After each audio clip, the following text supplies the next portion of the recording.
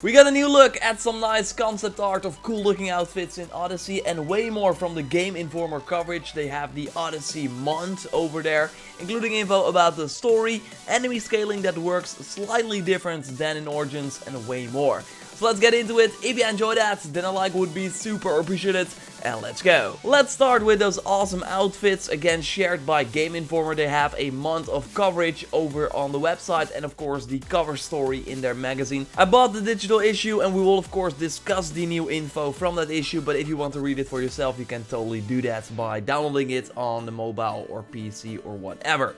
Anyway, going back to Alexios, the cool looking blue set with a hood, and I think there's a cool cape there as well.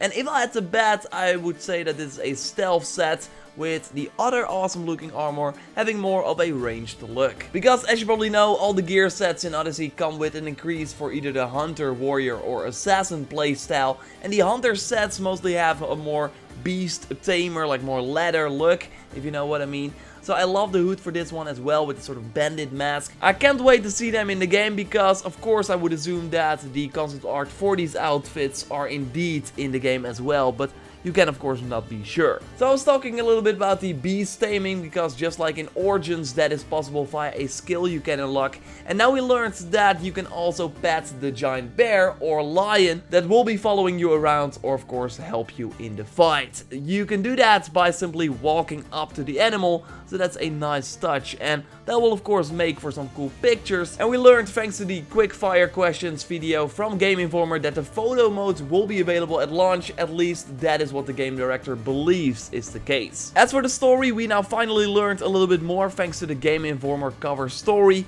Your goal in the game is namely to track down your family, and you start out by doing simple tasks for other people in order to get some money, and that is the footage you see right here from a very early quest where you have to track down some bandits for this lady. You were first a Spartan but got kicked out, and now like doing these small jobs has been your way of surviving ever since. And of course this applies to both Kassandra and Alexios. The Game Informer article goes on to talk about the fact that you have the bloodline of Leonidas and are one of the descendants, and that's probably why you get the Spear of Leonidas as an item to use. And we already knew that you could upgrade this weapon to get access to more adrenaline segments and also to new skills and to be able to upgrade the current skills you have. And now we know how you can upgrade this First Civilization artifact, namely by visiting First Civilization shrines that are hidden across Greece and the surrounding seas. The article notes that both Alexios and Kassandra don't understand what is going on because it gives them the almost godlike abilities.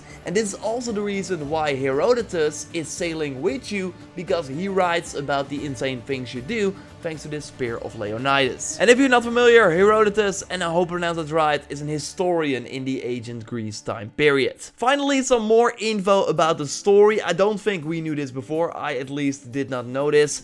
Curious like if the shrines are connected to the story or main quest, or like really hidden that you really have to find them for yourself, because finding them will be crucial to building your character. Also interesting is that the game director would not comment on if this was a Templar origin story, as I already speculated like way before in an earlier video. I mean, we will see, but it would totally make sense as to why this is before Origins, and also looking at the fact that Kassandra and Alexios can just kill innocent people without really facing the consequences. I mean, sure, thanks to the bounty system, a mercenary will still come and hunt you if you kill the innocent, but it seems like Kassandra and Alexios do not really see a problem with killing just random people. Moving on to more Game Informer info, there will be 28 city-states in the game in a 100 square miles world that will be accessible from the beginning, by the way. It was not really clear if this would be the case before. Of course, you will still be killed if you set foot on a land with way higher level enemies than you, just like in Origins.